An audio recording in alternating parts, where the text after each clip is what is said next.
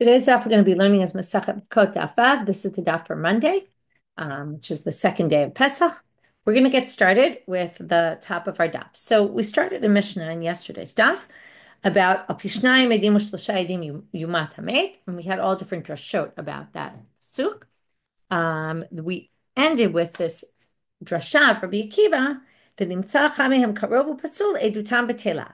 Right? Just if one of the two is pasul or karov, is a relative or a disqualified witness, the whole testimony is canceled. And therefore, the same thing is true for three witnesses. If there's three witnesses and one is disqualified, all of them are disqualified. And then we said even 100, right? We learned that from Edim. So comes Rabbi Yossi in the Mishnah and says, I'm a Rabbi Yossi. We're now going to have a debate between Rabbi Yossi and Rabbi about which case is Rabbi Akiva referring to. Is it only the death penalty or also Dinei Mamonot? So comes Rabbi Yossi and he says, this is only true in capital cases. But when it comes to monetary law, if one happens to be a relative, it doesn't matter. We don't disqualify the entire testimony. Rabbi Omer, echad dinei mamonot, echad dinei nefashot. Rabbi says, whether it's dinei mamonot, whether it's dinei nefashot, doesn't make a difference. One witness is disqualified, it disqualifies all the rest. Now we have this line, which is not clear if it's only Rabbi, or maybe it's also Rabbi Yossi's opinion. Maybe we'll go with it. It goes according to everybody, which is, but wait a minute, ematai. What makes a group of witnesses a group of witnesses? When is this the case? Bisman shehitru bahem. If they're the witnesses who did the warning. Okay, so the same witnesses warned, and those are the witnesses who testified. Then they're going to all be considered one group, and if one is canceled, all the rest are canceled because they warned the person together. It was as if they clearly made it. They made it clear that they were intending to be the witnesses. But let's say a murder happens, and you're standing there and you happen to see it. You didn't warn the person. You know before you kill them, you know that someone else warned them. But you happen to be standing there with a group of friends, and you all witness the murder. What if it's two siblings standing next to each other? And then, right, and there's another, you're with a group of friends, and two brothers are within that group of friends. Now, if we say that they're viewed as a group of witnesses, then we're never going to be able to have a situation where two brothers saw a murder. No one can ever testify because they're all going to be considered one group. So therefore, it's only if they're the ones who warned. Because let's say two brothers are standing there. They're not going to both issue the warning because they know they can't be witnesses together. And then that will avoid the problem. Okay, so that's why this is only an issue if they were the ones who warned. Perhaps maybe we could find other reasons because first of all, in Dinei Mamonot, you don't always have a warning. Maybe if the person's stealing, but if there's no, it's something that's not theft, and even stealing, maybe you don't really even need a warning. Warning is really more for Dinei Nefashot and Dinei like lashes cases. Okay, now we're going to get to the Gemara. The Gemara, first we're going to deal with the fact that throughout the Mishnah, they kept saying that it doesn't matter 2 witnesses, it doesn't matter 100 witnesses. So comes Rav and he says, what makes 100 witnesses into a group? Again, we're kind of discussing this issue of what forms a group. 100 witnesses are considered like 2 witnesses. In others, they're all considered a group if they testified within Toch Kedei Dibur of each other. Now, what is Toch Kedei Dibur? So we're going to talk about it right now. Amar le Ravacha midifti le Ravina. Says, wait a minute. What is Toch Kedei Dibur? Toch Kedei Dibur means one finished and the next person starts. Now, that means, how do we define it halachically? Kadesh ilat shalom tamid l'rav. Sorry, kadesh ilat tamid l'rav. When a rav says, right, shalom alecha, when a student says, shalom alecha Rabbi Umoli, okay, those 4 words, that's generally considered Toch Kedei Dibur. There's a few different opinions, but it's around that. So now, if that's the case, mea tuva have, how could you possibly have 100 witnesses who all testified Toch Kedei Dibur of the other, right? You have to have one go after the other, in which case there's no Toch Kedei Dibur here. So each one is within a Toch Kedei Dibur of the last, meaning it could take a course of 2 hours, but one testifies, then within the Toch Kedei Dibur, the few seconds, the next one, and then the next, and then the next, and each are Toch Kedei Dibur of the previous. That would be a case of Toch Kedei Dibur. Rabbi Akiva Omer, Lo bash lishi umashnayim v'chulei. So now we're going to quote the part in the Mishnah, go back to Rabbi Akiva, and really Rashi is going to claim that we're really talking about Rabbi Yossi. Okay, we'll get to that in 1 minute. But this idea that if one of the witnesses is disqualified, that's going to disqualify all of them. So Amalei Rav Papa Labai. Here comes Rav Papa's question to Abai, and we're going to see that this question, according to Rashi, is only a Rabbi Yossi. I'll explain in a minute. Elameata harug yatzil. The person who's murdered should be able to save the murderer from being killed. And why is that? Because the person who gets murdered is also a witness and is a disqualified witness because he's karov to himself, he's related to himself, can't testify, and therefore, if one is disqualified, they all should be disqualified. And therefore, there should be no witnesses that are ever accepted because one of them, meaning the murdered person himself, who obviously can't testify right now, but the murdered person, him or herself, is basically there while the action is happening, sees the murderer, and therefore should disqualify everyone. Now, Rashi points out, and I mentioned before that this line about the Bismanchi Trubahim, this only works when they were the ones who warned. There's a debate about whether it's said in the name of Rabbi Yossi and Rebbe or only Rebbe. So Rashi obviously understands it's only said in the name of Rebbe, and therefore says this is all according to Rabbi Yossi. Okay, Harug Yatzil Rabbi Yossi Damar Afalohu True. Shalom is kavein laha'id, right? Hu matzila tanidom mipnei korva. In other words, even without the ones being the ones who warned, they still are considered witnesses, right? So you would have to say that. It's very hard to explain if you really think Rabbi Yossi held that way to explain the Gemara here and what Rav Papa is asking. But let's just assume right now that Rabbi Yossi disagrees with Rabbi on that point, different from what I said earlier. And then we're going to basically say, since it's not only the people who warned, it's everybody there is considered a witness, then basically the murdered person, him or herself, should be able to disqualify all the rest of them. I guess you would have to say himself here because otherwise, I guess even if she's a woman, she's a disqualified witness. And then also it would be an issue. To which they answer, Kashara Gomei Achohav. We must be talking about a case. Now, the case where they wouldn't disqualify is if the murderer came from behind and the person who was murdered never saw them. Okay, well, still we have a problem because nearby Yatzil, if someone is sodomized, they should be able to save because again, they were disqualified, they can't testify, and that would disqualify then everybody else who witnessed the action. So then they say, well, when they did it, right, they were sodomized from behind and they never saw the person who sodomized them. So then they say, okay, horeg virovea yatzilu, but wait, forget about that. The murderer, or okay, forget about the person witnessed, but the murderer also watched himself or herself murder. And so did the sodomizer. So that should disqualify everybody. Ishtik, to which he was silent. Okay, so now we seem to have a problem. There's a problem with this theory, okay, because of this ridiculous question. Okay, it makes the whole thing seem ridiculous. That if one person who saw this can disqualify everybody who's there, then they should basically the murderer can save himself by doing that.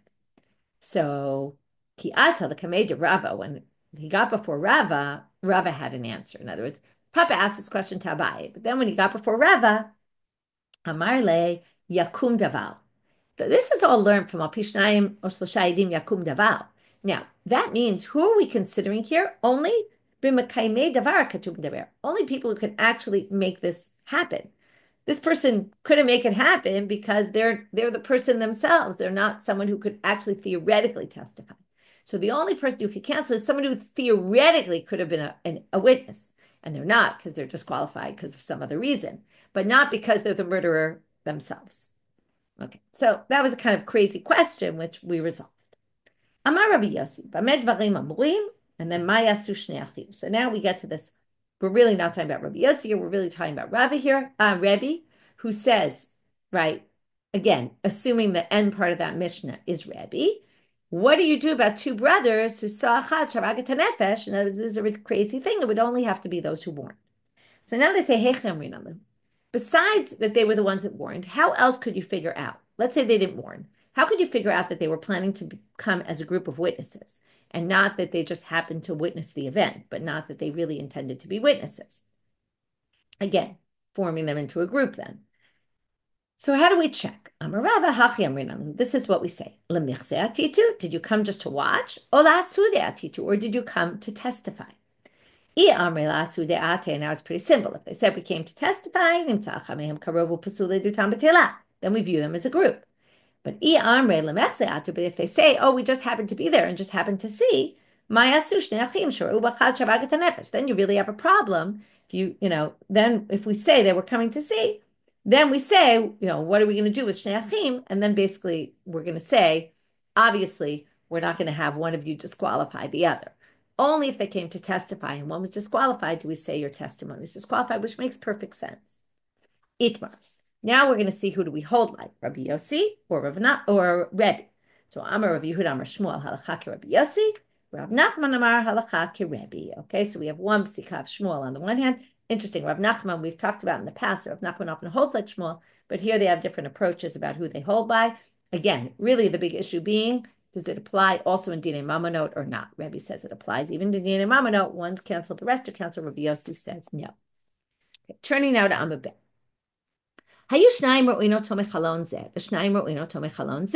We have two witnesses on one window, two witnesses on the other window, and then we have another person in the middle who's the one who's warning the murderer. So there's a murder going on.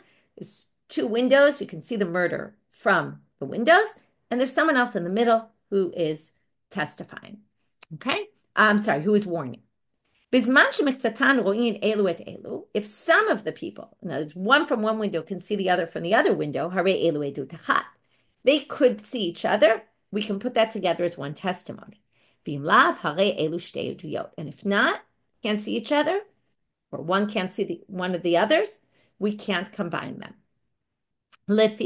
Therefore, so what happens if one becomes edim zomimim and the other doesn't?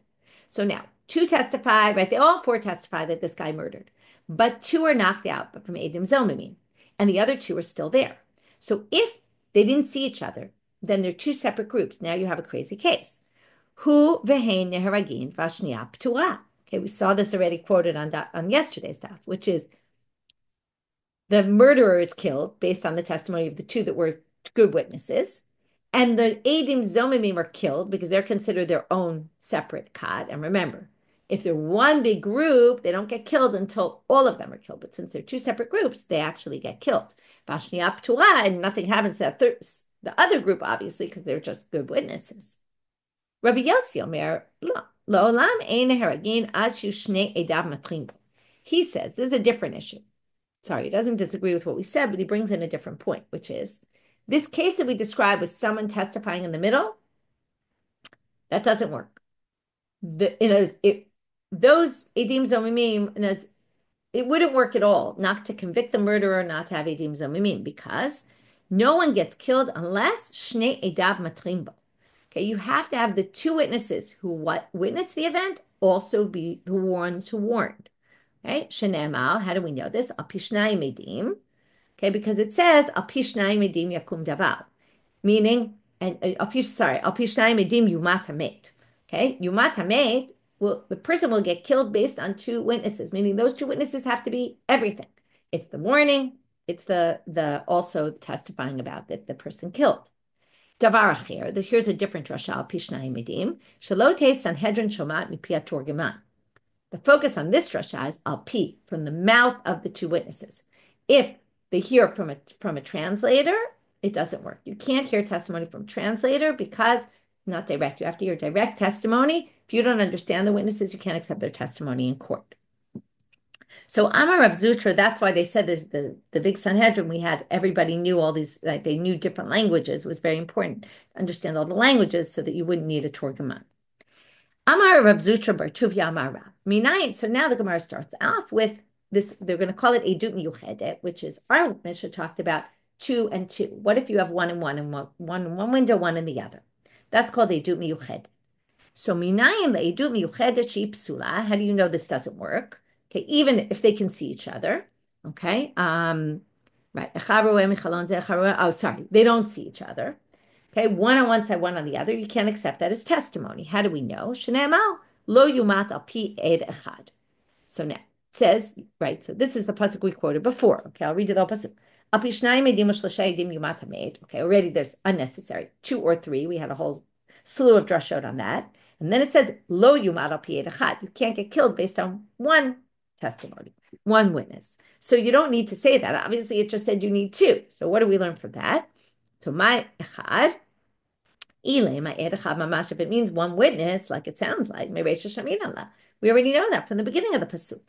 Al pish, right? Al pish edim, only by two witnesses. So ela ma echad. What does echad mean? One there and one there.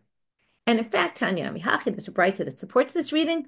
Lo yumat al pi ed echad, and it's this drasha. Don't, right? You can't kill a person based on one witness's testimony. Lahavi shnayim sheru'in oto echad michalon zeh ve'echad michalon zeh ve'ein ro'in zeh et zeh she'ein mitzterfin. Okay, that comes to include this case where one person, and they don't see each other, right? That they can't combine. V'lo od ela, not only that, ela afilu b'zeh achar zeh b'chalon echad ein mitzterfin. Even if one was in the window left, the other one comes to the window, and they both witness the same thing, they also can't combine, even if they were in the same place, just not at the same time. So Amalei Rav Papa Abaye, he says, wait, I don't understand. Hashta, this is ridiculous what you just said, or what was just said. Hashta umat chamichalon zeh ve'chamichalon zeh dahai kachazikule maaseh v'hai kachazikule maaseh amar lo mitzdarfei. If one watches from one window and one watches from the other window, and each saw the complete murder, they don't combine. One after the other. And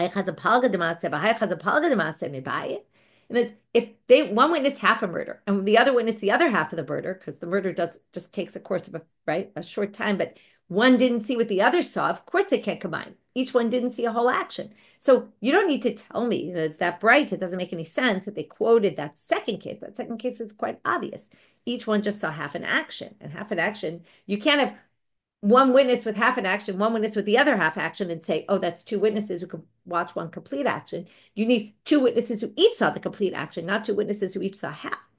So the answer, Abai answers him, Lo nitzcha ela lebo ela ta'erva. If somebody engages in relations with someone who's a forbidden relative, then you could have half, because each witness views part of the act of the sexual intercourse, but any part of sexual intercourse is a full action. So each one views a full action, one after the other. You might have thought it was okay, but no, it's not. Amar Rav. He points out, right? In the Mishnah, it said they have to, one of them can see the other, but they didn't talk about seeing the middle person. Now they say, if each of them saw the person who warned, who's in the middle, that can make the testimonies combine, okay? And then they can be one group. They just need some connector between them. This is an interesting thing. Sounds a little weird. Even if the person who warned could even be piatzmo. What's the atzmo? The murderer. The murderer could say, if you kill me, you're going to end up getting the death penalty. Okay, that's considered a warning, or even from an evil spirit. Okay, that doesn't make any sense. What kind of evil spirit is warning? What they mean is, if they hear someone warn them, but they don't even see them, and they don't even know where the voice is coming from, that's still considered a valid warning. I'm Rav Nachman. Edu miyuchedet, this thing about one and one. Excuse me. Kshera b'dinei mamonot, dichtiv lo yumat al pi ed echad. So it actually works in dinei mamonot. Why? According to Rav Nachman, because it says lo yumat al pi ed echad. The whole drasha is from, you will not get killed based on one. But dinei mamonot, you could. So one sees there, one sees there, it works. Okay, from there you learn that it's only b'dinei nefashot, capital crimes, not b'dinei mamonot. Matkifla Rav Zutra. Zutra says,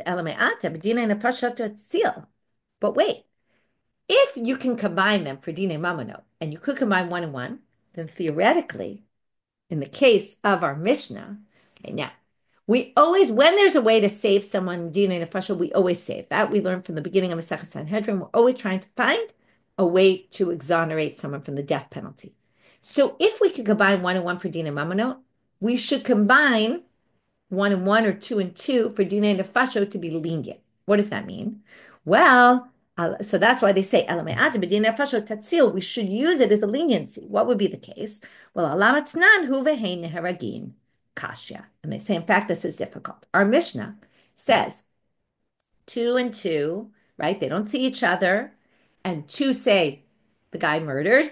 Two say the guy murdered, but there's zomimim. What happens? The two are zomimim and get killed, and the murderer gets killed.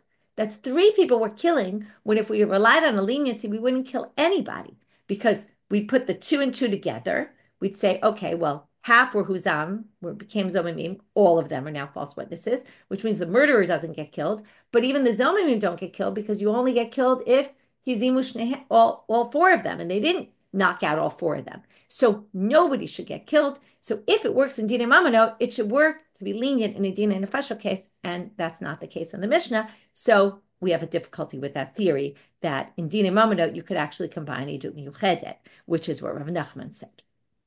Okay, Rabbi Yossi Omer. Now we're back to the Rabbi Yossi in our Mishnah, the second Mishnah we saw today, that you need the two witnesses to be the ones who warned. Amar le Rav Papa Labai. Mi ile Rabbi Yossi Haisvar. Does he really hold this way? The Hatnan Rabbi Yossi Omer. Hasonei neherag mipnei shehu kemuad umutre. If someone kills someone they hate without a warning, they're considered as if they were forewarned. Okay? Now, if you say that, this is because two witnesses testified that the person murdered, but those two witnesses didn't warn him because it's considered as if he was warned. But if you need the two witnesses to be the ones who warn and the ones who testify, you don't have that here. And that's the same Rabbi Yossi. To which they answer, it's not the same Rabbi Yossi, and that resolves our problem. Amarle, and they don't just say it, but they prove it. Amarle, ahu Rabbi Yossi bar Yehudahi. That's a different Rabbi Yossi. Tanya Rabbi Yossi bar Yehuda Omel, and it's going to fall in line. It's consistent with what Rabbi Yossi Rabbi Yehuda said, which is Chaver ein sarich hatra'a lefi shelo nitna hatra'a ela lavchim ben shogeg lemezid. Let's talk about the second Rabbi Yossi, then we'll go and explain the first Rabbi Yossi, Rabbi Yossi bar Yehuda. So the second Rabbi Yossi bar Yehuda says, if you're a person who keeps halacha in general, you don't need to be forewarned because we know that you know, and it's, what's the problem? We don't know. Maybe you don't know it's forbidden to murder, and therefore it would be shogeg. But if you're a chaver and you're someone who keeps the mitzvot in general, then you obviously know. And therefore you actually don't need to be warned to get the death penalty, okay, or punished or whatever it might be. But that goes exactly with, why is the sonay killed without a warning? Because all we want to know is, did you know it was forbidden or not? Was it shogeg or was it mazid? Now, if a random person kills a random person, we could say maybe it was an accident. But if a person kills someone they hate, it's pretty clear it's not an accident. There's a motive there. And therefore, you don't need a warning. But that's all Rabbi Yossi bar Yehuda. That's not the Rabbi Yossi we were talking about, and therefore there's no contradiction at all with our Mishnah, where Rabbi Yossi says you have to have witnesses who warn, right? The witnesses who testify have to be the ones who warned. Tavar acher, last part for today. So now we're going to have a case. Hanu la'ovze da'ata l'chamei Rava. There were people who spoke this loazi language, a different language. They came before Rava. Okay, Rava torgaman b'nai. Would he put up a torgaman? Hechi avid hachi. How did he do that? V'hatnan. Doesn't it say in our Mishnah? Shalote sanhedrin shomat mipia torgaman. Right? You can't use a translator. So they say, Rava meida haviyada maida have amre, v'hadurehu de lo haviyada. Rava knew what they were saying. What was the problem? Why did he put up a torgamon? He didn't know how to speak. He understood, but he couldn't speak. This happens often with people who understand other languages but have trouble speaking it. So that's what happened, and that's why he had the torgamon. But he actually could hear them, and therefore he could accept their testimony. With that, we finished today's daf. Quite a nice short daf. So we started with it's machloket about idut sheb'telam etzata, that once you have a karover pasul, we cancel the rest, right? Is that only in dinei nefashot and not dinei mamonot? Or is it even dinei mamonot? And is it only if, right, what makes that group a group? Is it because they were warned or not necessarily, right? Because they did the warning. What if they didn't do the warning, right? We have, seems to be perhaps a subject of debate between Rabbi Yossi and Rebbe. Perhaps they all think that it's only when they warn, then it's clear they were the witnesses, even though we saw in the Gemara, there could be other ways we know that they intended to be witnesses. We could just ask them directly, were you there as witnesses or not? Okay, and we had this whole problem of, right, what do you do about two brothers who witnessed, right, if not? Okay, then in the Gemara, we talked about the Tolkidei Dibur, what makes these 100 into a group. We talked about the if we say about the brothers, right, then theoretically we should also say that the murderer himself should be able to, right, we kind of asked another question of that type, which is the murderer or the person murdered should be able to knock out the testimony, right, to which they say no, because it's only yakum davar, only people who could theoretically testify. And then we moved on to this next Mishnah about two people who see from one window and two people who see from the other. And at what point, what makes them one group? What makes them a separate group? You could have this crazy situation where the murderer gets killed and also two of the witnesses get killed as Zomim, whereas the other two's testimony actually still stands. And then we talked about the source for what about one and one, right? And how do we know that that's not accepted? And we tried to say maybe, right, Rav Nachman said you really could accept it in Dina Mamonot, but then we kind of had a difficulty with that. And then we talked about the sonay, right? This issue of, right, we kind of brought a question on Rabbi Yossi from the issue of a sonay who doesn't need a warning. We said, oh no, that's a different Rabbi Yossi. And we ended with this idea about the Sanhedrin not hearing Mipi Torgamam, which was just a different way, different drasha on that pasuk al Pishnai Medim. We had a few different ways of darshaning those words, that they need to hear it from directly from their mouths and not through a translator. So a lot of interesting issues today. And with that, we'll finish. Wishing everyone Chag Sameach and Moadim L'Simcha.